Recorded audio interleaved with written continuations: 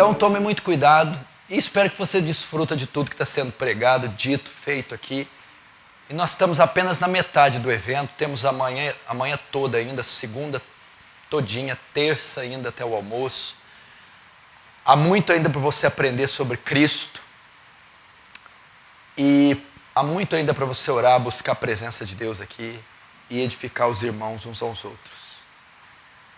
Vamos abrir então nossas Bíblias, se você já abriu aí, em Colossenses capítulo 1, a partir do verso 13. Colossenses 1, 13. Esse texto está se referindo a Jesus, quando fala Ele, é Jesus. Ele nos libertou do império das trevas e nos transportou para o reino do Filho do seu amor, no qual temos a redenção, a remissão dos pecados. Este é a imagem do Deus invisível, o primogênito de toda a criação, pois nele foram criadas todas as coisas, nos céus e sobre a terra, as visíveis e invisíveis, sejam tronos, sejam soberanias, quer principados, quer potestades, tudo foi criado por meio dele e para ele. Ele é antes de todas as coisas, nele tudo subsiste, ele é a cabeça do corpo da igreja. Ele é o princípio, o primogênito de entre os mortos, para que em todas as coisas ter primazia. Porque aprove a Deus que nele residisse toda a plenitude, e que havendo feito a paz pelo sangue da sua cruz, por meio dele, reconciliasse consigo mesmo todas as coisas, quer sobre a terra, quer sobre os céus. Que texto lindo! Vamos curvar a cabeça, vamos orar. Pai Santo, ajuda-nos na dificílima tarefa de expor esse texto. Ele é um dos textos que mais narra com profundidade a natureza, a glória do seu Filho. Senhor, não queremos tropeçar em nenhum detalhe e deixar que Cristo fique sem receber a glória que lhe é devida. Senhor, que através dessa chuva, da presença dessas pessoas, desse local, Cristo receba glória, Cristo seja exaltado, engrandecido, entronizado entre nós. Num tempo onde ele tem sido zombado, esquecido, ultrajado. Ó Deus Santo, tenha misericórdia de nós e faz com que esse pedacinho de terreno, onde está contido esse pouquinho de pessoas, Cristo seja louvado. Faz teu reino avançar, recebe glória para si e nos conforma à imagem do seu Filho. Em o nome de Jesus. Amém. Presta atenção. Eu vou falar aqui, à luz desse texto, sobre a supremacia de Cristo, a soberania, a suficiência, a supremacia de Cristo. Este é o tema da epístola aos Colossenses.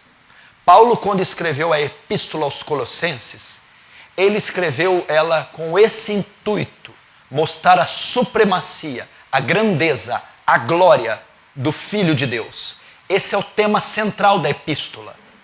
A epístola gira em torno deste tema, a supremacia de Cristo.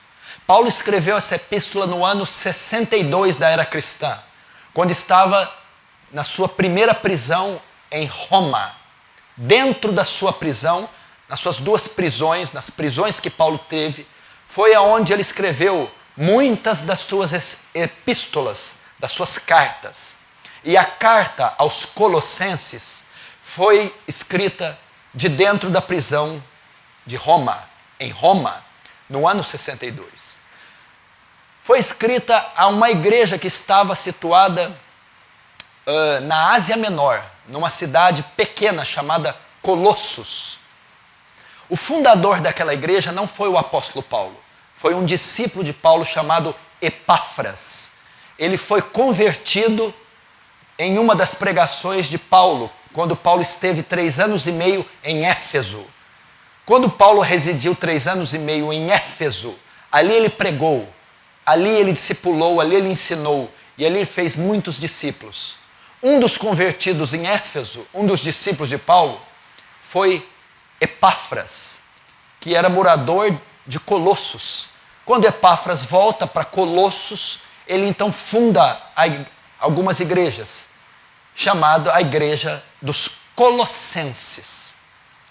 Então, Epáfras vai fazer uma visita a Paulo.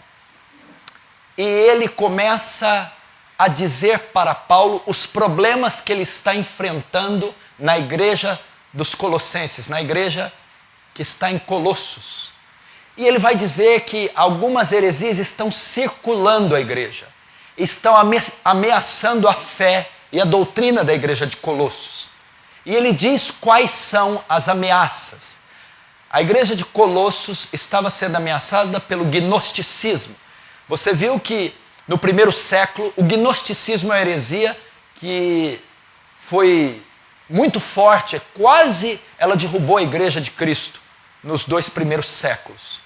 E ela estava presente ali também na igreja dos Colossenses. Então, uma das ameaças era o gnosticismo. Outra ameaça era o misticismo, o asceticismo e o legalismo. Alguns mestres de Colossos estavam ensinando o gnosticismo, que a salvação se obtinha por uma revelação secreta que só alguns possuíam e eles tinham que buscar. Estavam ensinando o legalismo, submetendo alguns cristãos a guardarem a lei, a circuncisão e os ritos judaicos. Ao misticismo, estava ensinando o culto aos anjos, a adoração aos anjos. Eles ensinavam que havia hierarquias angelicais. Por isso Paulo vai usar tronos, soberania, principados, potestades. Alguns místicos ensinavam que os anjos é que governavam o universo a comando de Deus. Eles controlavam sol, lua, estrelas, e eles eram divindades más, que precisavam ser adorados para que dessem caminho aos homens até Deus. Misticismo. E o asceticismo, vem da palavra asceta, né? Que é a autoflagelação, a autopiedade, conseguir favor através de autopunição, como os xiitas e sunitas, os xiitas principalmente, fazem hoje. Então eles estavam agregando à fé cristã o legalismo. O que é o legalismo? É querer ser salvo, aceito por Deus, por obras, ou por hábitos que são extra-bíblicos, acrescentar à fé aquilo que a Bíblia não ordenou. Isso é legalismo. E querer ser salvo e aceito por essas práticas. Ou seja, a salvação é meritória, é por conta de obras. E tudo isso, Epáfras, o pastor, o fundador da igreja aos Colossenses, relatou a Paulo.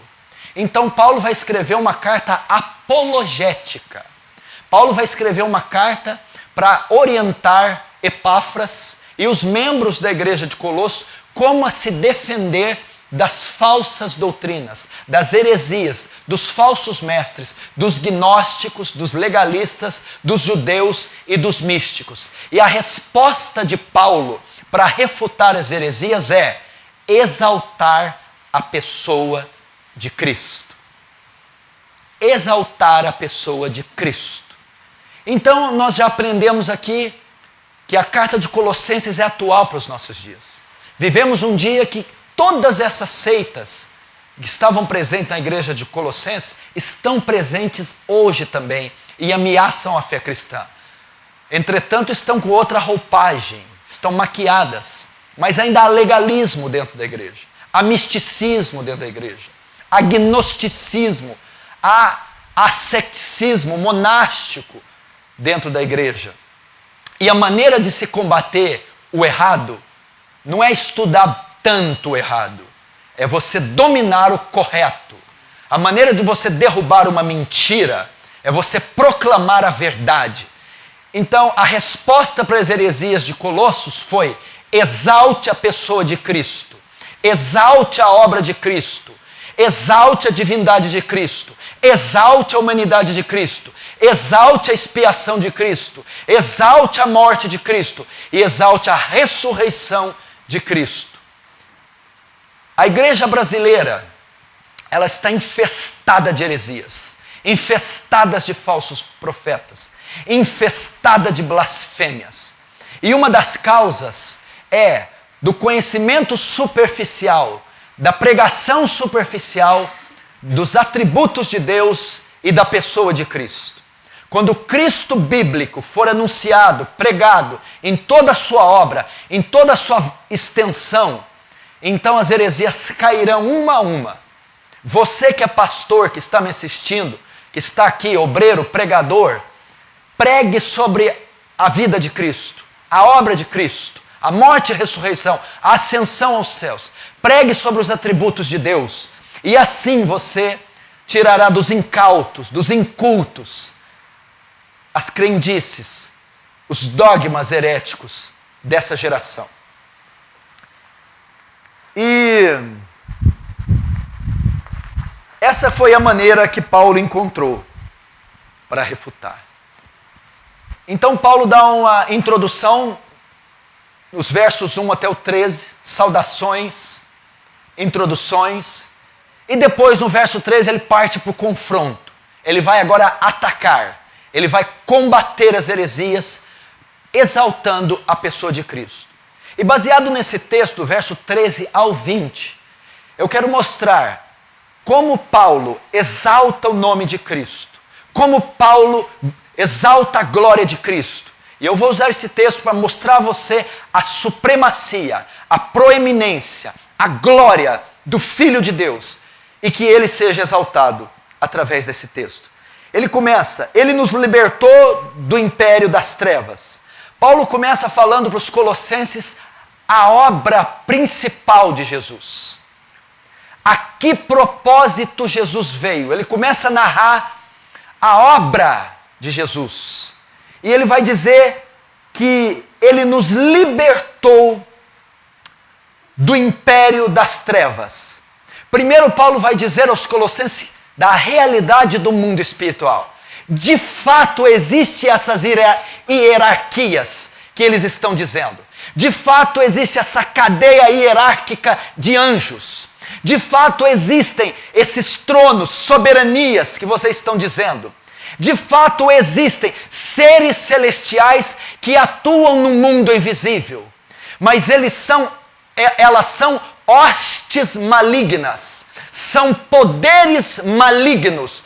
Eles são reais. De fato existe o reino das trevas. Ele vai mencionar aqui, o império das trevas, o domínio, o reino das trevas. Então Paulo começa dizendo: não ignore as forças invisíveis, não ignore o mundo espiritual, não ignore o mundo invisível. Existem principados, potestades, dominadores, forças espirituais do mal nas regiões celestiais. A luta espiritual é real. O inimigo veio para matar, roubar, destruir. Anda ao derredor, bramindo como leão, buscando a quem possa tragar. Então ele fala para ele mostra a realidade do mundo espiritual. Mas Paulo vai dizer aqui, primeiro da realidade, mas da obra de Cristo frente a esse reino. Ele diz que ele nos libertou do império das trevas. Cristo veio e a obra dele consistiu em libertar do cativeiro do diabo, libertar do domínio. Império aqui fala domínio. Estávamos sob o domínio de Satanás, sob a custódia de Satanás, sob a tutela de Satanás, sob o cativeiro do diabo. Mas Jesus veio e nos libertou do domínio, da escravatura, dos grilhões de Satanás. A palavra libertou no grego significa atrair para si. Ele tomou das mãos do diabo, ele nos resgatou das mãos do diabo, ele nos atraiu, ele tomou porque era direito dele, ele havia nos comprado com o seu sangue, então ele atraiu, ele resgatou libertou do império das trevas. Nisso consiste a obra de Jesus. Ele nos resgatou, nos libertou, com cordas de amor, com eterno amor te amei, e com cordas de benignidade, com laços de amor, te atraí, Jeremias diz. Ele nos atraiu, ele tomou-nos das garras de Satanás, ele nos libertou. Isso é tremendo. Mas não só fez isso, ele nos libertou do império das trevas e nos transportou para o reino do Filho do seu amor. A tradução melhor é: nos transportou para o reino do seu Filho amado, do seu Filho a quem ama. Ele nos tirou das mãos de Satanás, mas ele não só fez isso, ele nos transportou. A palavra transportou no grego, remover de um lugar para o outro, das cadeias asquerosas do pecado, do cativeiro insalubre de Satanás. Ele nos transportou, ele nos mudou de lugar. Para onde? Para o reino do Filho do seu amor, do reino das trevas. Ele nos transportou para o reino da luz, o reino de paz, para a salvação, para a redenção, para a eternidade. Ele nos tirou da condenação para a justificação. Ele nos tirou da morte para a vida, do cativeiro para a liberdade. Foi isso que ele fez. Ele nos transportou para o reino do Filho do seu amor. Agora somos cidadãos dos céus. Agora desfrutamos da comunhão com Deus. Agora estamos sob os cuidados de Cristo. Estávamos presos dos pecados e escravos de Satanás. Agora estamos livres dos pecados e estamos sob os cuidados de Cristo.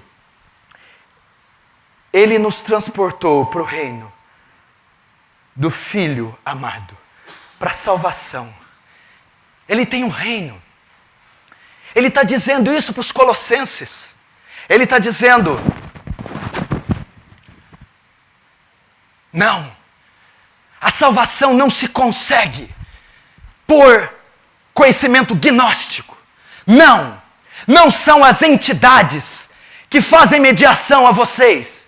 Não, sou eu que tirei vocês desse império. Na verdade, esses espíritos aos quais vocês estão adorando são demônios. Estão deixando vocês em cativeiro.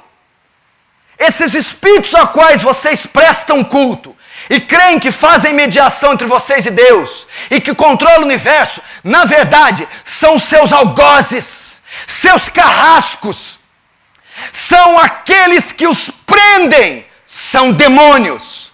Mas Paulo está dizendo, mas Cristo é quem livrou vocês desse império e transportou para o reino do Filho do seu amor.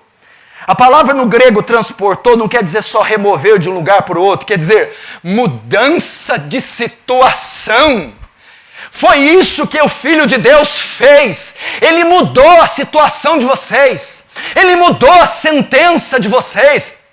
A situação de vocês era degradável, execrável, carcomida, putrefada. Era uma situação de caminho para o abismo. Ele mudou a situação de vocês para uma situação agora de vitória, uma situação de luz, de eternidade, de salvação. Ou seja, é como Jeremias diz no capítulo 13, se eu não me engano, ou 29:13. E farei mudar o vosso cativeiro. Ele mudou o seu cativeiro. Foi isso que ele fez. Ele tirou você das trevas para a luz, da morte para a vida. Mudou sua situação. Sua situação era desfavorável diante de Deus. Havia uma sentença sobre você. Você era inimigo de Deus. Sobre você pairava a ira. Essa era a sua situação. Mas Ele mudou a sua situação de forma que Deus decretou uma sentença favorável a você, te tornando justo. E transportou para onde? Para o reino do Filho do seu amor. Jesus tem um reino. Ele está dizendo para os gnósticos, para os crentes de Colossos, que este Jesus a quem eles creem é superior a essas entidades e a esses demônios, de tal maneira que ele possui um reino. Lucas 23:42, disse Jesus: Senhor, lembra-te de mim quando entrares no teu reino. Que reino é esse? É o reino que ele transportou você. Você já é parte deste reino. Você só ainda não viu a consumação dele. João 5:24, na verdade vos digo, que quem ouve a minha voz e crê naquele que me enviou, tem a vida eterna. E não entra em condenação, mas passou da morte para a vida. Isso é fazer parte do reino da luz. Lucas 1:32, este será grande e será chamado Filho do Altíssimo. E o Senhor lhe dará o trono de Davi seu pai, e reinará eternamente na casa de Jacó. E o seu reino não terá fim. É um reino eterno. Ele transportou você para um reino eterno. Oh, meu irmão, ele tirou nós de um estado depreciativo, de um estado asqueroso, para nos colocar num reino que nunca mais terá fim. Nunca mais terá fim. Nós veremos glórias nos céus tão infinitas, tão impactantes, que nunca se acabarão. Imagina gozos, alegrias inefáveis, indizíveis, intermináveis, imarcessíveis, imensuráveis. É isso que ele fez conosco. Paz perene, alegria perene, eterna, imarcessível, que não se acaba. Ele transportou para lá. E por que ele chama o reino do seu Filho amado? O Pai amava tanto o Filho, que como prova de amor, entregou ao Filho o reino. E todas as almas redimidas, como prova de amor, foram dadas a Cristo. Por isso que ele diz, vocês foram transportados do reino das trevas para o reino do Filho que eu tanto amo. E eu amo tanto que eu dei vocês como presente para Ele e para o seu reino. Por isso ele diz, transportados para o reino do seu Filho amado. Cada pessoa salva é enviada a esse reino como um presente de amor de Deus pelo seu Filho. Nós somos o presente do amor de Deus por Jesus. Deus entregou o reino a Jesus. Lembra quando eu disse o Salmo 24 ontem? Levantai, ó portas, as vossas cabeças, levantai, ó entradas eternas, que entrará o Rei da Glória. O quê? Quem se atreve a entrar nesse lugar? Quem se atreve a passar por esses palácios? Quem se atreve a ousar dizer para essas portas que elas se abram? Quem é esse Rei da Glória? Então, com autoridade, ele diz, abram-se portas, porque entrará o Rei da Glória, o Senhor dos Exércitos, poderoso nas batalhas. Eu venci.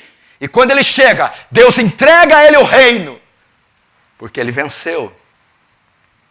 E como presente, ele dá os remidos para o seu Filho. A Bíblia ainda continua, ele está dizendo a obra de Cristo, no qual temos a redenção e a remissão dos pecados.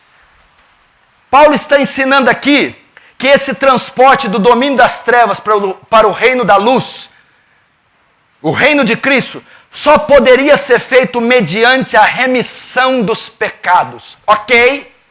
Nós fomos transportados do reino das trevas, do cativeiro, para a liberdade. Só que esse transporte do domínio das trevas para o reino da luz só poderia ser feito mediante a remissão dos nossos pecados, pois são nossos pecados que nos tornam cativos. Provérbios 5:2 diz assim, as maldades do ímpio o prendem, E ele se torna prisioneiro das cordas do seu pecado. É o pecado que nos deixa cativos. É o pecado que deu legado ao diabo para nos aprisionar. É o pecado que escraviza daquilo que alguém é vencido, do tal se torna servo, diz Pedro, do tal se torna escravo. Então, para sermos libertos do reino das trevas e sermos transportados do reino da luz, nossos pecados teriam que ser apagados, perdoados, cobertos, expiados, remidos. E a Bíblia diz que Jesus, ele remiu nossos pecados, no qual temos a redenção, no qual quem? Através de Cristo, somos redimidos. Através de Cristo, nosso pecado é expiado. Através de Cristo, a dívida é paga. A palavra redenção aqui, no grego, olha só o termo que Paulo está empregando aqui. A palavra redenção aqui é libertar mediante o pagamento de um resgate. Essa palavra era usada para libertar escravos do cativeiro, da servidão. Era uma palavra, porque era comum na época de Paulo a escravatura. Havia escravos. E quando alguém queria libertar um escravo, ele pagava um preço. E esse era chamado resgate. Redenção. Libertar mediante ao pagamento de um resgate. Aqui se refere a Cristo, tendo libertado os pecadores da escravidão, do domínio das trevas, pagando um resgate e assim conceder perdão. Então a palavra redenção, libertar mediante ao pagamento de um resgate, para que nós fôssemos transferidos do reino das trevas para o reino da luz, teria que haver redenção, remissão dos pecados. Ou seja, um preço teria que ser pago para nos resgatar como prisioneiros, escravos do diabo, escravos do pecado. Para sairmos da escravatura, alguém deveria pagar um preço em nosso resgate. A Bíblia diz que Jesus nos libertou dos nossos pecados, da escravidão do domínio das trevas, pagando um resgate. Ele pagou um resgate. Assim como o prisioneiro, na época de Paulo, o escravo, para ser livre, alguém tinha que pagar a sua liberdade. Tinha que comprar a sua liberdade. E assim resgatá-lo. Era o termo grego que ele usa. Jesus, para nos transportar para o reino do Filho do seu amado, ele teve que remir nossos pecados, resgatar-nos, pagar um preço. O resgate por nossas vidas, todavia, teria um preço. Todo resgate tem um preço, no qual temos a redenção. Através de Cristo somos redimidos. Através de Cristo fomos resgatados. Através de Cristo fomos comprados como cativos do pecado e prisioneiros de Satanás. Quem nos comprou? Cristo. Quem nos redimiu? Cristo. Quem expiou nosso pecado? Cristo. Quem cobriu nosso pecado? Cristo. Mas teve um preço. E Cristo pagou esse preço. Qual foi o preço? O sangue de Jesus. Olha o que diz o preço aqui. Hebreus 9, 22. Sem derramamento de sangue não há remissão de pecados. Qual era a moeda que foi requerida para nos libertar do cativeiro? Qual foi o preço cobrado por nossa liberdade? Qual foi a moeda cobrada para eu sair das garras do diabo e ir para o reino da luz? A moeda foi o sangue de Jesus. Hebreus 9, 22, sem derramamento de sangue não há remissão. Sem derramamento de sangue não há redenção. Sem derramamento de sangue não há resgate. Por que o sangue? Levítico 17:11 diz, porque a vida da carne está no sangue. Vida da carne, o que é esse texto aqui? Carne está falando de criatura. A vida do homem está no sangue. A lei de Moisés, ela comparava o sangue de uma pessoa com a vida da pessoa. A vida estava contida no sangue.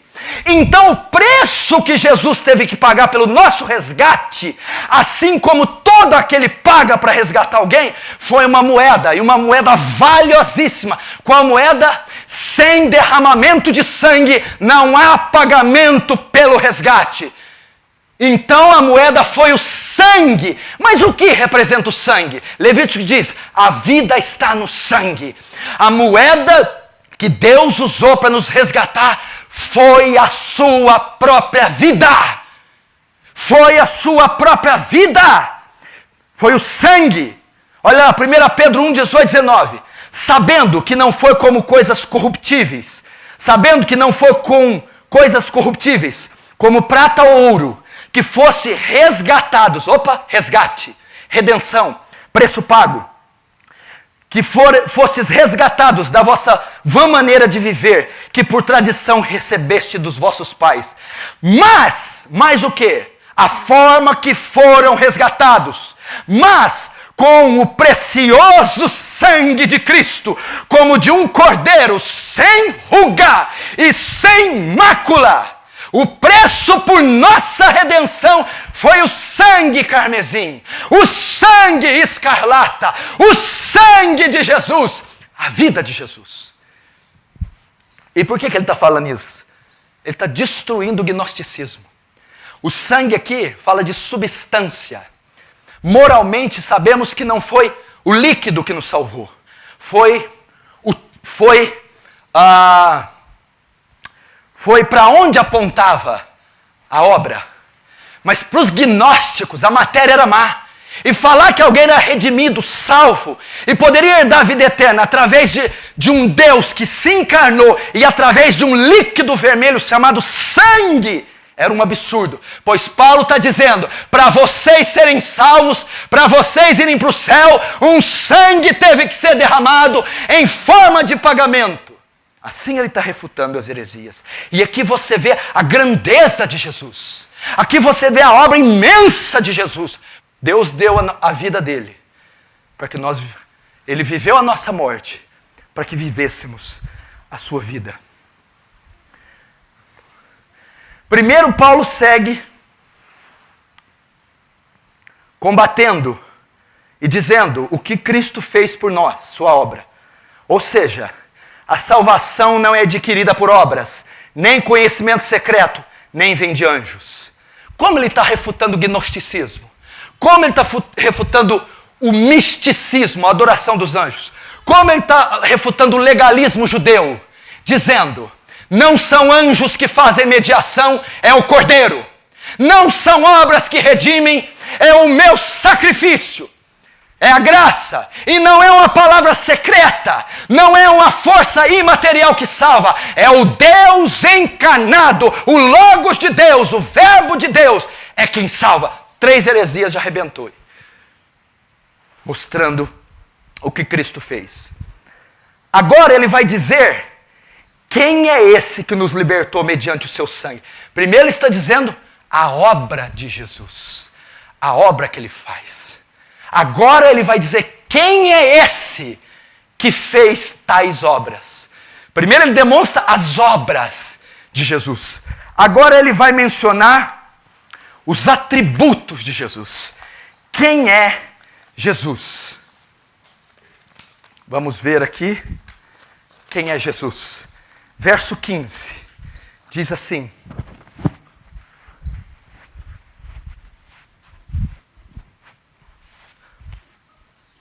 Este é a imagem do Deus invisível. Este quem? Quem é que Paulo está... Este é a imagem do Deus invisível. Este quem? Quem nos libertou do império das trevas para o reino da luz. E quem nos libertou? Cristo. Quando Paulo diz este, está falando de Jesus de Nazaré, filho do carpinteiro, filho de Maria, de Nazaré, aquele homem que pisou na terra e que também era Deus. Este quem? Aquele que nos libertou do império das trevas. Quem foi esse? Cristo. Este é a imagem do Deus invisível. O quê? Eu vou agora mostrar superioridade para vocês, colossenses, que Cristo tem sobre os homens, sobre a ciência, sobre os anjos e sobre toda a criação. Sabe quem ele é? Ele é a imagem do Deus visível. Paulo aqui vai defender a divindade de Cristo.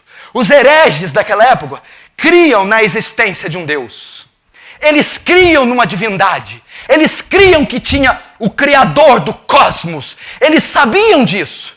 Agora o escândalo é quando Paulo vai dizer, esse Deus que vocês creem existir, que ser o arquiteto do universo, este se encarnou na forma de Jesus. Este é a imagem do Deus visível. Presta atenção, a palavra grega que ele usa aqui para imagem é eikon. Eikon. Sabe o que quer dizer eikon?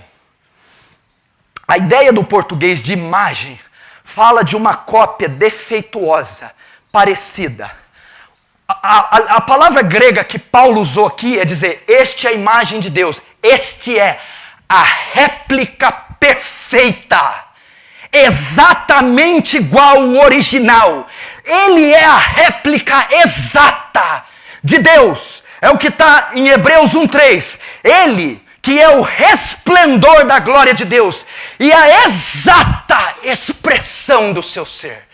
Paulo vai refutar, Paulo vai combater as heresias dizendo, Cristo é 100% Deus.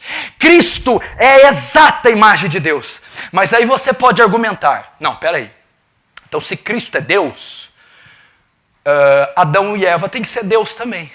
Porque antes da queda, Deus o criou. A imagem e a semelhança de Deus. Não é uma imagem. Só que a palavra hebraica para imagem e semelhança é tselem e demut. Falam de algo similar e não idêntico. Dão a ideia de representarem a Deus e não serem como Deus. Adão e Eva foram feitos à imagem e semelhança de Deus com o propósito de representarem a Deus. Jesus, quando diz, este é a imagem do Deus visível, não diz que ele era semelhante, é a exata expressão. Esse texto era para ser usado quando se fazia réplicas perfeitas. Ele é completamente Deus. João 14:9 é o que ele diz para Filipe. Disse-lhe Jesus, estou há tanto tempo convosco e não me tendes conhecido, Filipe. Quem vê a mim, vê o Pai. É isso que ele está dizendo. Esta é a imagem do Deus visível. Meu irmão, o que eu estou querendo dizer isso para você? Jesus é Deus. É a exata expressão da glória de Deus. É a réplica perfeita. É a encarnação perfeita de Deus. Não é algo similar como Adão e Eva foram, mas é algo idêntico. João 10:30, eu e o Pai somos um. O quê? Ele está dizendo para os fariseus, mais uma vez, ele está evocando a divindade dele. Eu e o Pai somos um. Quem vê a mim, vê o Pai. Hebreus 1:3, ele é o resplendor da glória de Deus, é a exata expressão do seu ser. Agora Paulo está refutando as heresias, primeiro falando das obras de Jesus, agora mostrando quem ele é. Para que ele está falando isso? Para derrubar todas as cadeias de poderes da época, para dizer não tem ninguém como ele. Ninguém pode ter proeminência sobre ele. Ele é supremo. Ele não é só um moribundo montado num jumento, filho de um carpinteiro. Ele é Deus pisando em solo. Ele é Deus andando entre os homens. Ele é divino. Ele é a exata expressão da glória de Deus. Verso 15, continua ainda. Esta é a imagem do Deus visível, o primogênito de toda a criação. As testemunhas de Jeová usam esse termo para dizer que Jesus foi criado. Eles usam esse texto. Aí, ó, o primogênito da criação. O que significa? Primogênito fala de primeiro. O primeiro a ser criado. Deus não criou todo o cosmos? Sim. A primeira coisa, o primeiro ser que ele criou quando ele criou o universo foi Deus, foi Cristo. Por isso as testemunhas de Jeová não creem na divindade de Cristo. É o arianismo moderno, são os ários modernos. Por causa da interpretação desse texto. Ele é o primogênito de toda a criação. Mas não é isso que Paulo está querendo dizer aqui. Na cultura grega e judaica, o primogênito era aquele que tinha direito da herança do pai. É aquele que herdava domínio, governo sobre tudo. É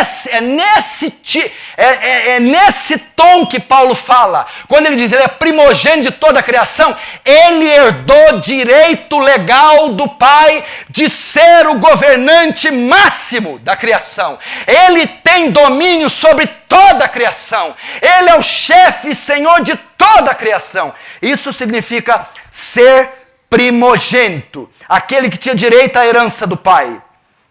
Herdava todas as coisas, dominava sobre tudo. Ele tem preeminência e tem direito sobre toda a criação. É nisso, é com esse sentido que Paulo fala. Ele é o primogênito de toda a criação. Então o que ele está querendo dizer para os crentes colossenses? Ele é Senhor destes anjos. Ele é Senhor desses gnósticos. Ele é Senhor da terra. Ele é Senhor do universo. Ele é o primogênito. Ele tem direito. Ele herdou do Pai. Ele domina sobre tudo. Ele é o primogênito da criação. E por que ele tem esse direito? Porque ele é o primogênito. Por quê? Por que ele herdou tudo? Porque ele tem esse domínio, esse governo do universo.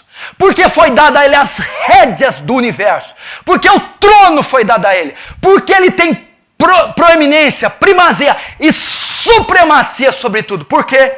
O verso 16 responde. Pois nele foram criadas todas as coisas, nos céus e sobre a terra. As visíveis e as invisíveis, sejam tronos, sejam soberanias, quer principados, quer potestades. Sabe por que ele tem direito? Porque ele criou todas as coisas. Só por isso. Ele tem direito porque ele é o agente da criação. Ele é o responsável por criar tudo. Sabe o que significa essa palavra no original grego? Porque nele foram criadas todas as coisas. A palavra que Paulo emprega ali quer dizer origem. Origem. O que quer dizer? Todas as coisas que existem se originaram de Cristo. É isso que ele está dizendo. Ele está dizendo ali, ele está escrevendo isso aqui em grego. Tudo que existe deve a sua origem a Cristo. Todas as coisas foram criadas por Ele, através dEle. Na verdade, esses espíritos a quem vocês temem, esses gnósticos a quem vocês temem, essa sabedoria a qual vocês respeitam, tudo isso está debaixo da égide do governo. E tudo isso deu-se origem através de Cristo. Cristo é o Criador. Por isso, Ele é o primogênito. Ele fala, sejam tronos, soberania, dominações, sejam principados, sejam potestades. Ele fala, essas hierarquias capetais, diabais, que vocês creem, esses espíritos, né? Porque os falsos mestres ensinavam que as entidades controlavam o universo. e que elas faziam uma ponte até Deus, mediavam.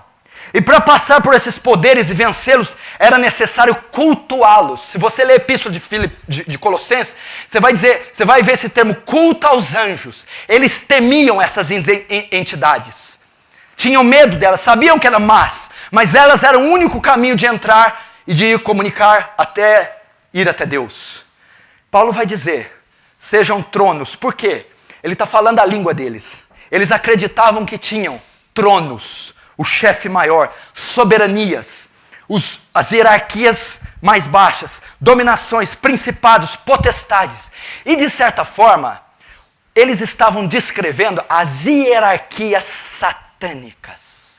Mas Paulo usa a linguagem dele para dizer, tudo bem, sejam tronos, sejam soberanias, sejam dominações, sejam principados, sejam potestades, seja o arcanjo Miguel, seja o anjo Gabriel, seja os serafins, seja o querubim ungido, todos eles tiveram origem na pessoa de Cristo. Todos eles são criaturas, todos eles foram criados e foram criados por Cristo. Cristo é a fonte primária da existência deles. Cristo é quem os criou. Cristo é quem deu origem a eles.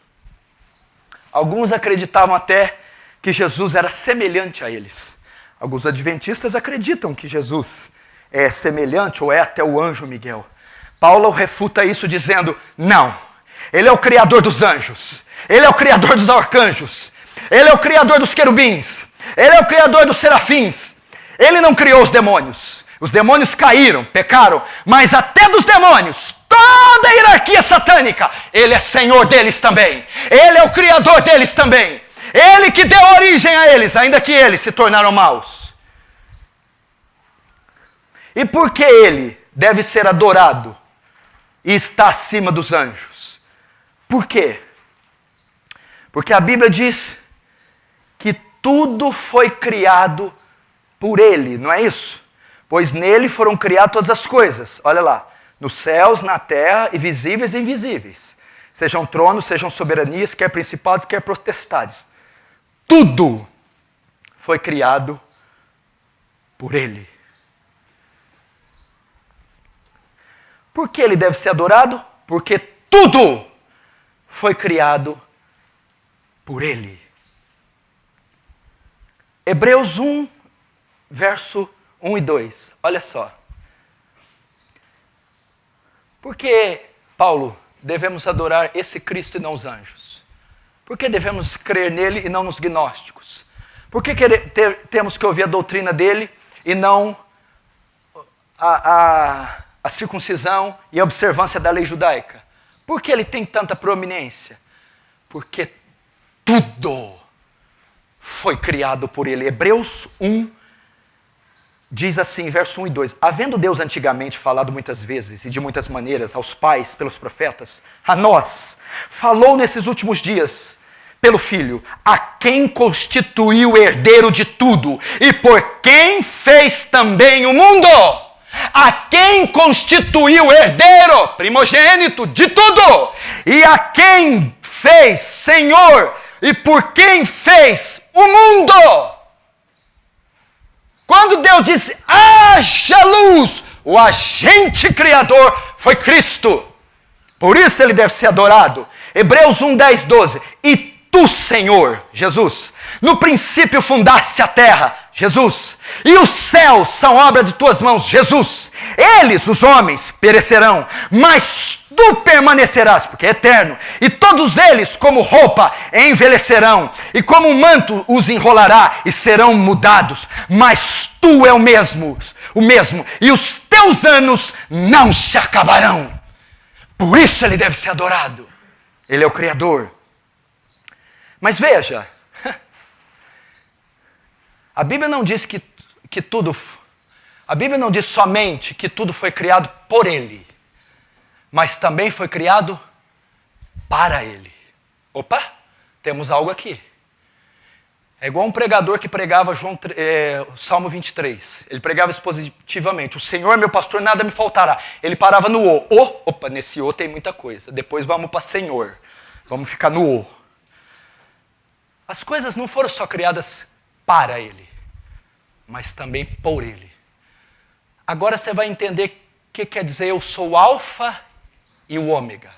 Todas as coisas foram criadas por Ele, o alfa. Dele tudo se inicia, a primeira letra do alfabeto grego. Ele é o alfa, fonte da criação. E Ele é o ômega, onde tudo aquilo que Ele criou tem que convergir. Toda a criação tem um propósito: exaltar a beleza de Cristo, dar glória a Cristo. Tudo foi criado por Ele, alfa. E qual o propósito de tudo ter sido criado? Para Ele, ômega, para a glória dEle, para enaltecer, adornar a beleza dEle. Tudo existe para Cristo ser louvado, tudo existe para Ele receber louvor, tudo que Ele fez foi para Ele ser cultuado, tudo que existe foi feito para Ele ser adorado. É a supremacia de Cristo.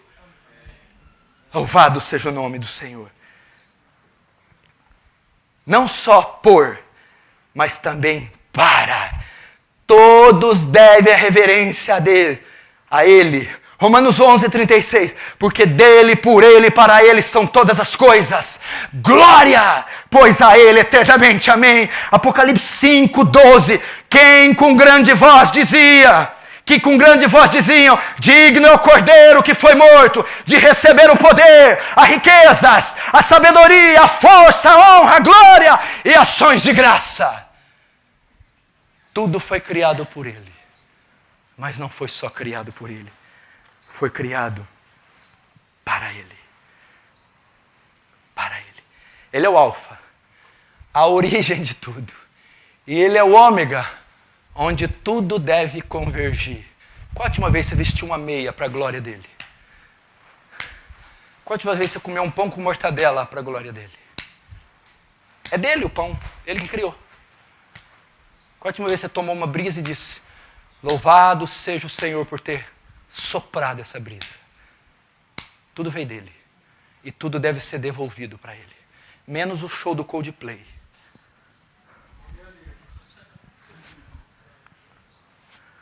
Tudo deve ser devolvido a Ele.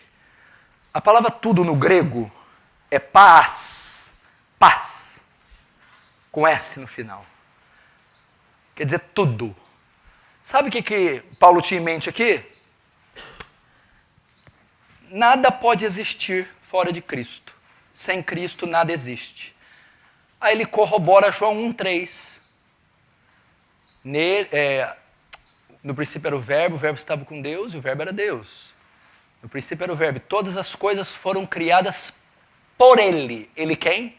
Jesus. E sem Ele, nada do que foi feito teria sido feito. Esse tudo significa: nada pode existir sem Cristo. Se algo existe, existe por meio de Cristo. Ele tem toda a proeminência do universo. Ele tem toda a supremacia. O nosso Deus não está lá morto numa tumba fria e gelada, nem pregado numa cruz romana. Ele ressuscitou e tem a posição mais alta do universo. Ele tem que ser honrado, adorado, aclamado. Ao menos pela igreja, no mundo onde ninguém o adora.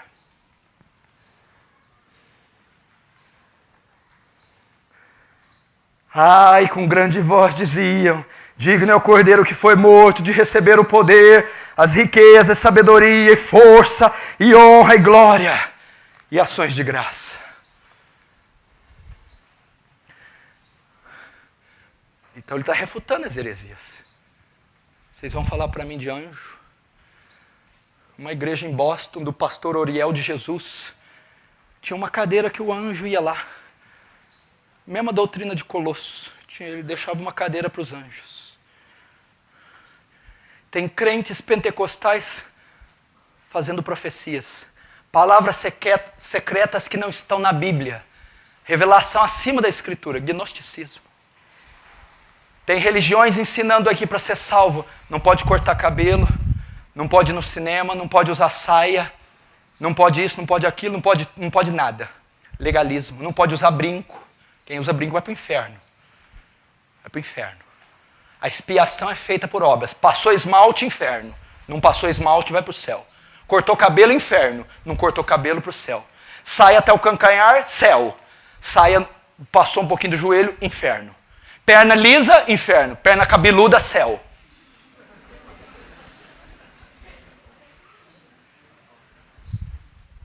Está tudo aí hoje. Está tudo aí. O asceticismo também está aí. Verso 17. Ele está mostrando a supremacia de Cristo, a excelência, a grandeza. O 17.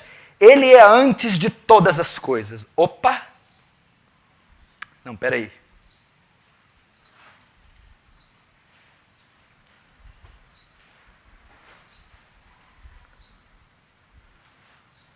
Ah, tá.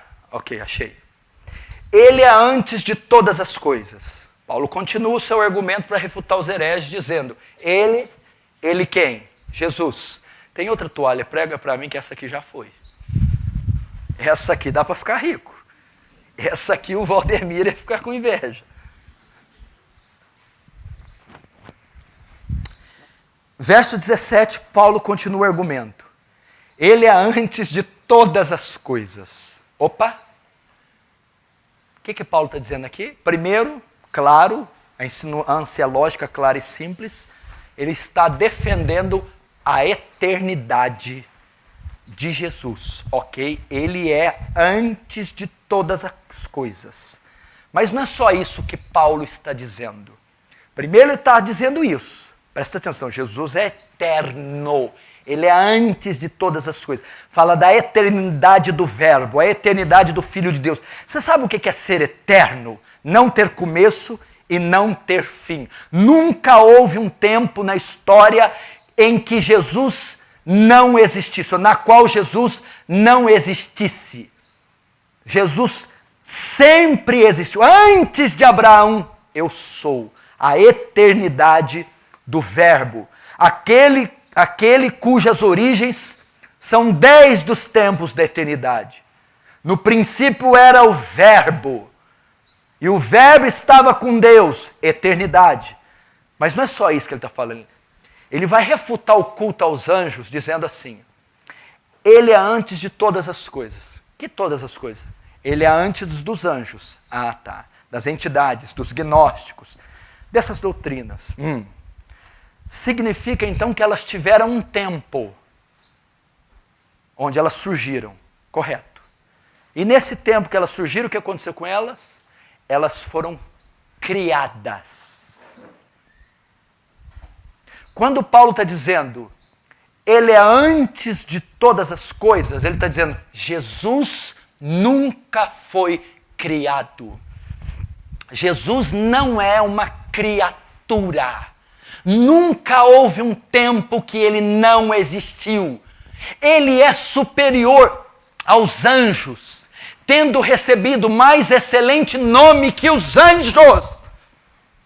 Ele nunca foi criado. Ele sempre existiu. Ele não é obra da criação, ele não é feitura de alguém. Ele é eterno. E esses a quem vocês estão querendo dar culto foram criados.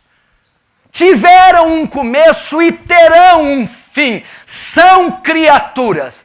Ele nunca foi criado. Eles foram criados. E foram criados por Jesus, a quem vocês devem adorar.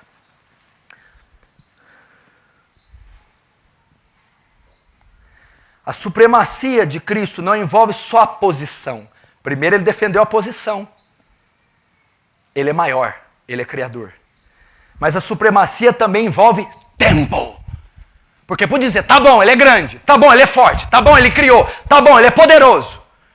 Mas um dia ele passou a existir. Não, a supremacia não só fala da posição, do tamanho, da força. Mas a supremacia também fala do tempo. Nunca houve um tempo que Jesus não tenha existido. Ele nunca foi criado. Não pense isso jamais. Jesus foi criado. Quando ele se tornou carne no ventre da mãe, ele não estava sendo criado, ele estava se encarnando. Porque quando Isaías fala, ó, um menino nos nasceu, e um filho se nos deu. Menino, parte humana nasceu. Filho nos deu, filho não nasceu. Era a encarnação, a parte humana. Jesus não estava sendo criado no ato da concepção, quando Maria deu à luz. Um filho se nos deu, e um menino nos nasceu. Menino, homem, encarnação, nasceu. Filho foi dado, enviado, não nasceu. Jesus não é uma criatura. Ele continua, ele é antes de todas as coisas e nele tudo subsiste. Olha como é que ele vai elevar a supremacia de Cristo, meu Deus do céu. Ele vai elevar um nível tão alto. Se eu parasse com esse contexto aqui, nós já teríamos que correr para a grama e ficar prostrado e adorando o Cordeiro de dia e de noite e deixar todos os nossos afazeres amanhã, depois de amanhã e adorá-lo até um tempo indeterminado. Mas não, ele diz assim, ó, nele tudo subsiste. Ele não é só o agente da criação. Ele não só criou todas as coisas com a palavra do seu poder. Ele não só é o agente da criação. Ele não só criou tudo que existe. Ele não é só a origem de toda a existência do cosmos. Nele tudo subsiste. O que significa? Ele não só criou, como também sustenta todas as coisas. A palavra grega aqui que Paulo emprega, nele tudo subsiste, quer dizer manter unido e manter em ordem. É Deus que traz unidade no universo. É Deus que deixa em ordem a criação. Cristo é quem sustenta o cosmos. Cristo é quem sustenta os oceanos, a fauna e a flora, as galáxias, o sol, a lua e as estrelas. É Cristo quem sustenta, quem coloca ordem, harmonia e mantém tudo em unidade. É Cristo. Hebreus 1:3. Cristo e sustentando todas as coisas pela palavra do seu poder. Atos 17, 25, 28, que coisa linda, que declaração linda. Pois Ele mesmo é quem dá a todos vida e a respiração e todas as coisas. Porque nele, Cristo, vivemos, nos movemos e existimos. É Ele quem faz seu coração bater. É Ele quem dá ar para você respirar. É Ele quem faz o sol transmitir calor e luz. É Ele quem muda as estações do tempo. É Ele quem governa os oceanos e os mares. É Ele quem governa nossas células. É Ele que mantém ordem na natureza. Ele sustenta. Nós não somos uma força autossustentável. O universo não é autossustentável.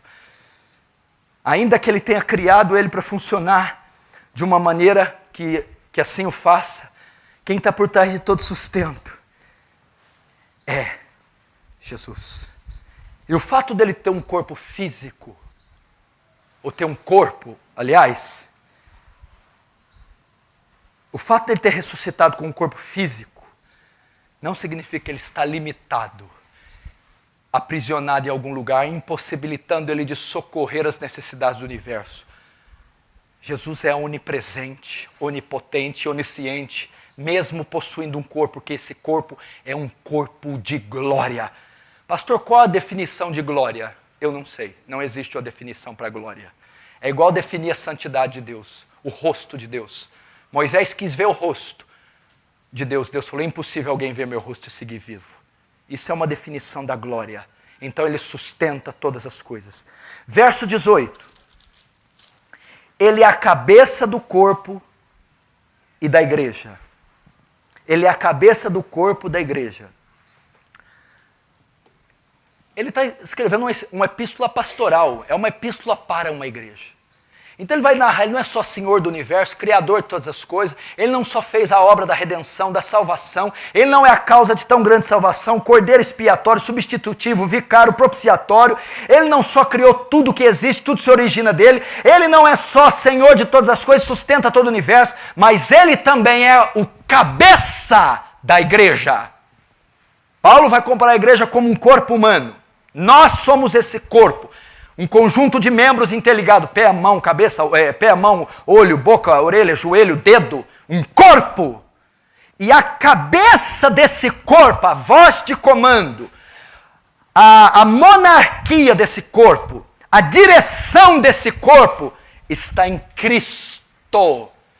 Ele é o cabeça, o grande monarca da igreja, o grande chefe da igreja, o grande governador da igreja. Assim como um corpo é controlado pelo cérebro, cabeça, Cristo aqui é visto como cabeça da igreja. Ele governa, é Senhor e Rei absoluto da igreja. Por que que ele é Rei da igreja? Agora me fala, Hudson, por que que ele tem direito pela igreja? Não está querendo mandar demais, não. Senhor até da igreja, vamos ver por que que ele é o cabeça da igreja. Por que que ele é? Atos 20, 28 diz assim: olhai por vós e por todo o rebanho, sobre que o Espírito Santo vos constituiu bispos. Agora olha, para apacentardes a igreja de Deus, que ele comprou com seu próprio sangue. Lembra do resgate? Estávamos presos, cativos, enjaulados, acorrentados, cheios de grilhões, em masmorras, sarcófagos, criptas, tumbas, sepulcros. Ele comprou a nossa liberdade, ele pagou o resgate, o preço do resgate, e ele nos comprou. Somos propriedades dele. Apacentardes a igreja de Deus que ele comprou com o seu próprio sangue. Por isso ele é o cabeça da igreja, porque ele comprou com o sangue dele. Ele governa, ele comanda, ele tem autoridade. Mas ser cabeça aqui não dá ideia só de governo. Opa! Só governar é dirigir, dar ordens, impor limites, repreender, governar. Mas quando ele diz que ele é o cabeça da igreja, Paulo está indo muito mais além. Ele está falando da união mística que os conversos têm com Cristo. A cabeça não está fora do corpo. Ela é integrante do corpo. Ela está aqui, ó, pele com pele, ossos, espinha dorsal. Ele fala que Cristo, quando morre e ressuscita, une a igreja a ele. E essa união compreende o quê? O sustento da igreja. A cabeça também provê sustento, a união mística. Transfere a nós santificação, santidade, fé, força, vigor, consolo, norte, direção, provisão, proteção, conforma-nos à sua imagem. Essa é a união mística. É assim que se vence o pecado, que se mortifica o velho homem, que mata Adão com as suas concupiscências. É na nossa união com Cristo. Ele é o cabeça da igreja, como governante, chefe. Por quê? Porque ele comprou com sangue. E ele é o cabeça por causa da união mística. Estamos unidos em Cristo. Por isso que Paulo aos Coríntios vai dizer: aquele que se une com a meretriz faz uma só carne com ela. Não quereis fazer os membros de Cristo membros de uma meretriz. O que ele está dizendo com isso? Cristo é o cabeça do corpo que é a igreja, então ele faz parte do corpo. Quando um crente se une com a meretriz, ele faz com que parte do corpo de Cristo se una com a prostituta. O que quer dizer isso? Quando um crente adultera ou fornica, ele é um pedaço do corpo de Cristo que está fornicando. Logo, ele leva Cristo junto para aquele pecado. Tem jeito da mão pecar e o pé não? A mão pecou, vai o pé, vai tudo. Tem jeito só a mão entrar no motel, o pé não entra? Não. O corpo inteiro peca, afeta a cabeça. Cristo também é afetado. E eu estou submetendo Cristo a uma prostituta. Você está usando isso para falar o quê? Da intimidade, da profundidade da nossa união com Cristo. Ele é a cabeça da igreja.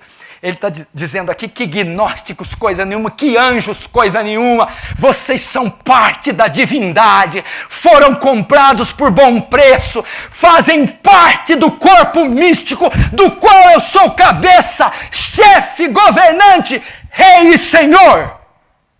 E eu sustento vocês. Eu trago provisão, santificação, consolo a vocês. É isso que ele está dizendo. Vamos continuar, senão não acaba. Ele é o cabeça do corpo. E ele é o princípio e primogênito entre os mortos. Opa! Ele é o cabeça do corpo da igreja e ele é o princípio primogênito de entre os mortos. Vamos lá. Ele é o princípio. Princípio aqui se refere ao início da ressurreição final dos mortos. A ressurreição dos mortos marcará uma nova etapa na criação. Seremos transformados. Cristo é quem iniciou esse processo.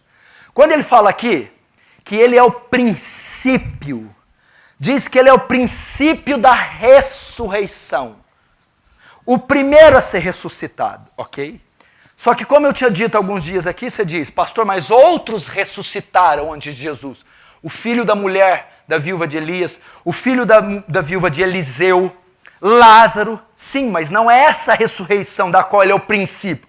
Ele é o princípio do quê? De uma ressurreição gloriosa. Lázaro morreu com um corpo corruptível, mortal, fraco. Quando Jesus diz, vem para fora Lázaro, Lázaro ressuscitou com o mesmo corpo, fraco, doente, corruptível, e morreu outra vez. Jesus, quando morreu, ressuscitou glorioso. Foi o primeiro a ressuscitar dessa forma. Então, quando está dizendo aqui que ele é o princípio, ele inaugurou a ressurreição final, a glorificação do corpo, a ressurreição do corpo indestrutível, imortal, incorruptível, do corpo perfeito, glorioso. Ele é o primeiro. Ele é o primeiro. Só que a palavra princípio aqui, no grego, tem a mesma palavra que citamos, origem. Por que Paulo empregou origem aqui? Porque ele está dizendo assim, ó, Cristo foi o primeiro que deu origem a uma nova criação, a uma nova raça, a uma nova espécie imortalizada, incorruptível, perfeita, gloriosa. Ele é a origem de uma nova era, de um novo mundo. Ele é a origem de uma nova raça redimida. E isso ocorrerá na ressurreição. E como Cristo foi o primeiro a ressuscitar, é chamado de princípio. Glória a Deus! 1 Coríntios 15, 22, 23. Porque assim como todos morrem em Adão, assim também todos serão vivificados em Cristo, mas cada um por sua ordem. Cristo, as primícias, depois os que são de Cristo, na sua vinda.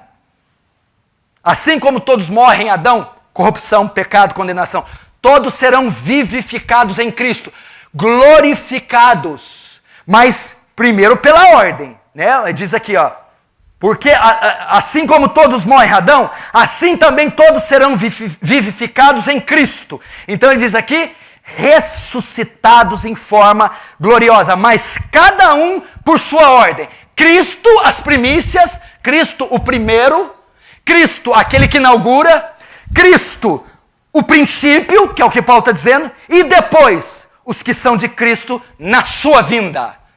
Por que na sua vinda? Os mortos ressuscitarão e nós os vivos seremos transformados e nos encontraremos com ele nos ares. O que ele diz isso? A glorificação do corpo. Mas isso só pode acontecer com as primícias ressuscitando primeiro. Quem foi as primícias? Cristo. ele é o princípio, é que deu origem a uma nova raça. Mas o verso ainda vai mais longe. Ele é o princípio e o primogênito de entre os mortos, para em todas as coisas ter a primazia. O primogênito de entre os mortos. O que quer dizer? Não significa que Cristo foi o primeiro a ressuscitar. Não é isso.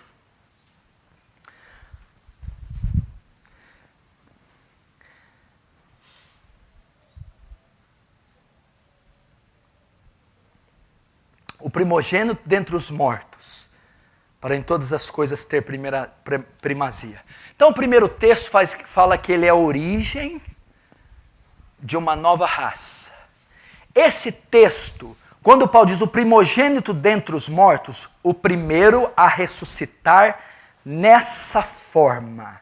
1 Coríntios 15, 42, 44. Assim também a ressurreição dentre os mortos semeia-se corpo em corrupção, ressuscitará em incorrupção. Semeia-se em desonra, ressuscitará em glória. Semeia-se em fraqueza, ressuscitará em poder. Semeia-se em corpo natural, ressuscitará corpo espiritual. Quando Paulo diz aqui que ele é o primogênito dentre os mortos, não fala que foi o primeiro ser humano a ser ressuscitado na terra, mas o primeiro ser humano a ser ressuscitado com este corpo. Todos os salvos participarão e terão corpos glorificados na ressurreição final. O que ele está dizendo aqui? Ele está dando uma esperança para os crentes. Os gnósticos, o que eles dizem? Eles não dão nenhuma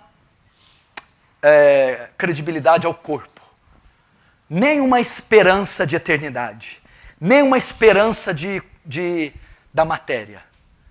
Para alguns gnósticos, para alguns ateus, para alguns agnósticos, para alguns aniquilacionistas, morreu, findou-se, acabou. Paulo está dando uma esperança, dizendo assim, olha, a morte não terá a última palavra. Ele vai dizer lá, olha,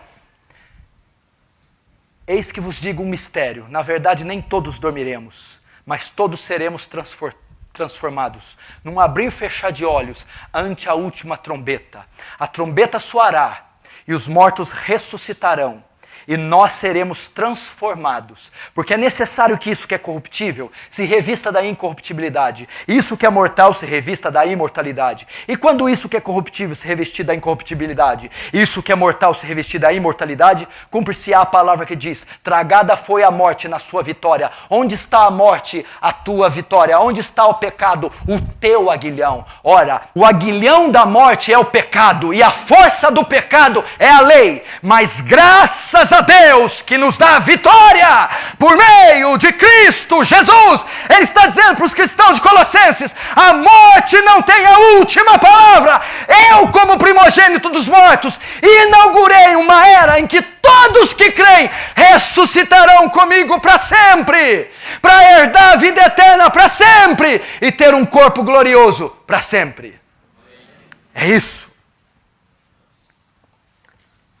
Quantos estão entendendo? Estamos acabando. Para em todas as coisas ter primazia. Essa aqui eu vou falar bem rápido, porque se for falar palavra por palavra também. Sabe o que ele está dizendo? Para em todas as coisas ter primazia. Ele está dizendo assim, porque a obra da redenção, desde a morte à ressurreição, sou eu que participa. Jesus está dizendo, não tem nem um dedinho aqui para os gnósticos, nem para os demônios. Porque poderiam dizer assim, os anjos, Jesus morreu, ressuscitou, salvou, perdoou, redimiu, mas na ressurreição é outra entidade que participa. Não, a obra da redenção do começo ao fim, da morte à ressurreição, é realizada por Cristo, para que Ele tenha primazia em tudo, para que a glória da nossa redenção não seja acreditada a homem, a legalismo, a obra, a misticismo, a ninguém nem a nada, tão somente a Cristo. Ele é o começo e o fim da salvação, e a salvação é obtida por graça, Efésios 2:6, por graça sois salvos, por meio da fé. Isso não vem de vós, é dom de Deus, não vem de obras, para que ninguém se glorie. Vamos ver agora o verso 19. Porque aprove a Deus que nele residisse, habitasse toda a plenitude. Paulo novamente aqui vai refutar a divindade de Cristo, ok? Olha só, ele está aqui refutando as heresias e a ferramenta que ele usa para responder os gnósticos, místicos, ascetas e legalistas é a exaltação da pessoa de Cristo. E agora ele vai dizer mais uma vez da divindade, porque foi do agrado do Pai que toda a plenitude nele habitasse. Se você abrir, fica com o dedo aí, vê Colossenses 2. Colossenses 2, fica com o dedo aí. Colossenses 2, verso 9. Porque nele habita corporalmente toda a plenitude da divindade. Mais uma vez, porque nele que é em Cristo, habita corporalmente toda a plenitude da divindade. Agora volta para o 1,19, capítulo 1,19. Por que Paulo está dizendo isso? Presta atenção. Primeiro, mais uma vez, ele está defendendo a divindade de Cristo. Mas ele não falou isso só por causa disso. Os líderes gnósticos da época diziam que parte da divindade habitava em outras criaturas. Tem partes da divindade nos aions, que são esses espíritos. Partes da divindade em criaturas. Partes da divindade no conceito gnóstico, ok? Então a divindade se espalhou pelo cosmos, fazendo assim de Jesus uma verdade não absoluta, um caminho não absoluto. Paulo vai dizer, não existe parte da divindade em lugar nenhum. Toda a plenitude da divindade converge em uma única pessoa, Jesus Cristo. Nele corporalmente. Por que corporalmente? Porque ele fez carne no corpo dele, junto com a natureza humana. Toda a divindade está embutida. Nele corporalmente habita toda a plenitude da divindade. O que ele está refutando? Não existe outra revelação, outro Deus, outro Senhor, outro caminho, outra forma de salvação, outro credo. Toda fonte salvífica, toda obra da redenção, todo conselho de Deus, todo logos de Deus reside na pessoa única de Jesus. Louvado seja o nome dele. Glória ao nome dele. Ou seja, toda a sabedoria, toda a verdade divina, todo meio de salvação, toda a luz, toda a graça estão contidas na pessoa de Cristo. Paulo está dizendo, não há necessidade de anjos, ensinamentos apócrifos, mediações de entidades espirituais, rituais legalísticos, místicos, tudo está nele. E sabe que texto eu gosto? Para exaltar mais a Cristo? Esse é para decorar. 1 Coríntios 8, 5, 6. Porque ainda que haja também alguns que se chamam deuses, quer no céu, quer na terra, como há muitos deuses e muitos senhores, todavia, para nós, há um só Deus, o Pai, de quem é tudo e para quem nós vivemos, e um só Senhor, Jesus Cristo, pelo qual são todas as coisas, e nós, por Ele, só um Deus, só um Jesus, só um Senhor, Jesus Cristo, o Filho de Deus. A Deus seja a glória, a Deus seja o louvor. Verso 20, vamos encerrar agora. E que, havendo feito paz pelo sangue da cruz, por meio dele, reconciliasse consigo mesmo todas as coisas, quer sobre a terra, quer sobre os céus. Esse texto fala da totalidade da obra expiatória de Cristo, toda a história da redenção. Ele diz aqui, havendo feito paz pelo sangue da sua cruz. Vamos lá. Aí eu encerro. Ele vai finalizar dizendo assim, toda a criação foi afetada pelo pecado. Toda a criação foi afetada. Eu preguei algum tempo atrás, Romanos 8, a criação geme, está juntamente com dores de parto, esperando a manifestação dos filhos de Deus, e nós que temos as primícias do Espírito também gememos. Ela foi afetada pelo pecado, principalmente o homem, trazendo uma inimizade, uma ruptura e uma separação. Uma separação. Em Cristo, Deus reconcilia o universo, o cosmos, o homem, a criatura, a criação com Cristo. Eles fazem as pazes. É mais ou menos isso aqui, ó. Deixa marcado aí e volta para Efésios. Efésios capítulo 1, você vai entender.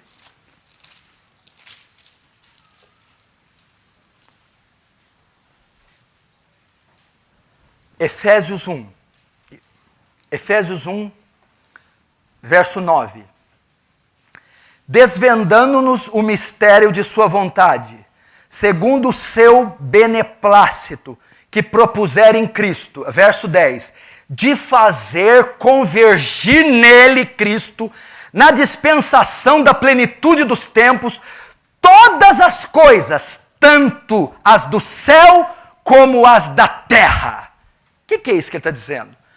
Paulo está dizendo no primeiro capítulo de Efésios que um dia toda a criação vai ser redimida, vai fazer as pazes através de Cristo. Essa palavra convergir em Cristo, sabe o que significa? É um verbo grego chamado anakephalaió. Anakephalaió. Convergir em Cristo. Anakephalaió. O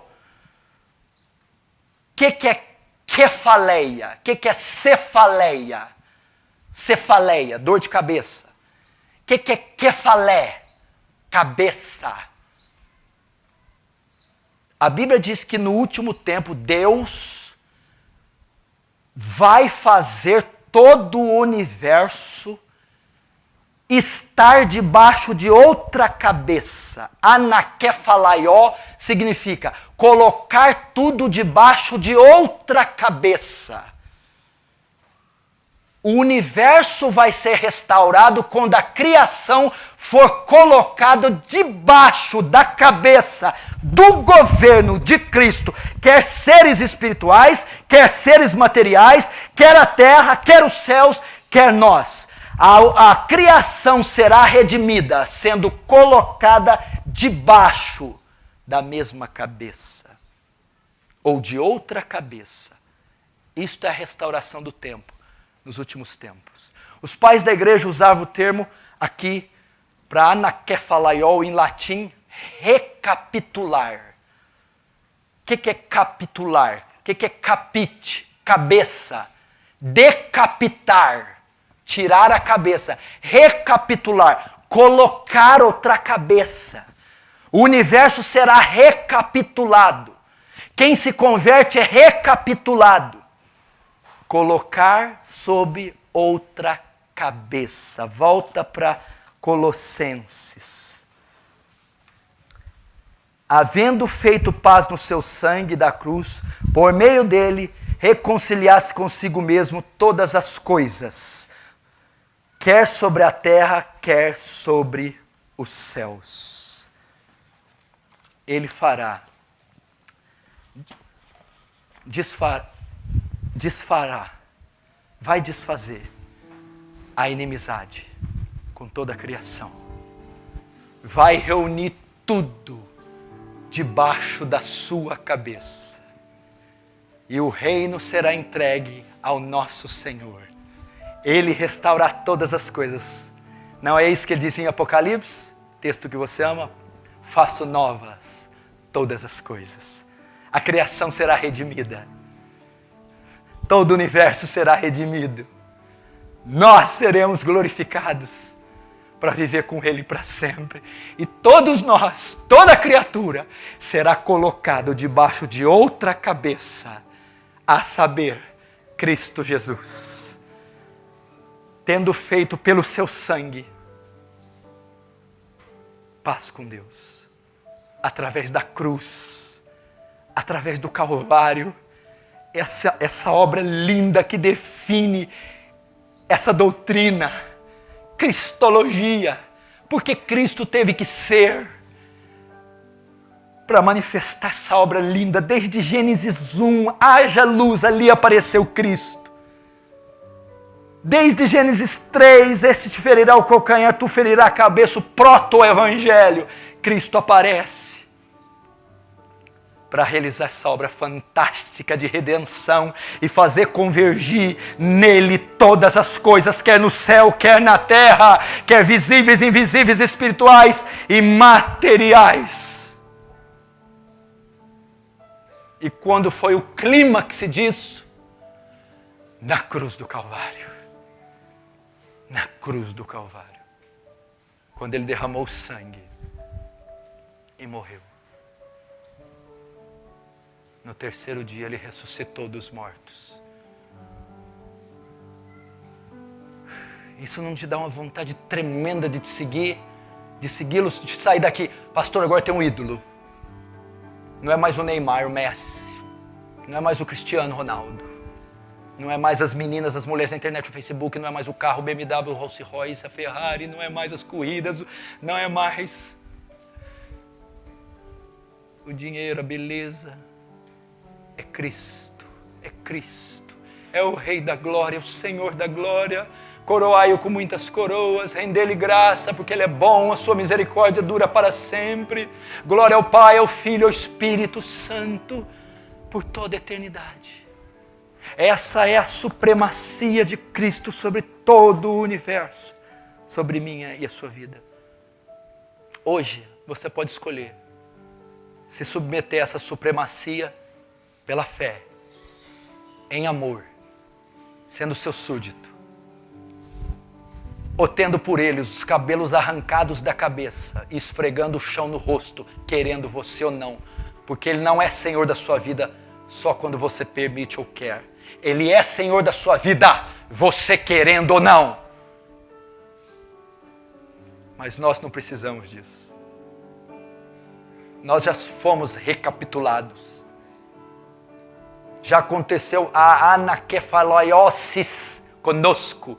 Já temos um novo cabeça. Já temos um governo sobre nós, uma alma redimida. Pastor, então o que nos falta? A glorificação do corpo, porque assim como ele é, assim nós o veremos. Aquele que vencer, ele terá parte na árvore da vida. Assim como eu venci, ele vencerá e se assentará comigo. Nós estaremos com ele. Teremos parte na árvore da vida. Feche os seus olhos, curve a sua cabeça e apenas ore. Ore.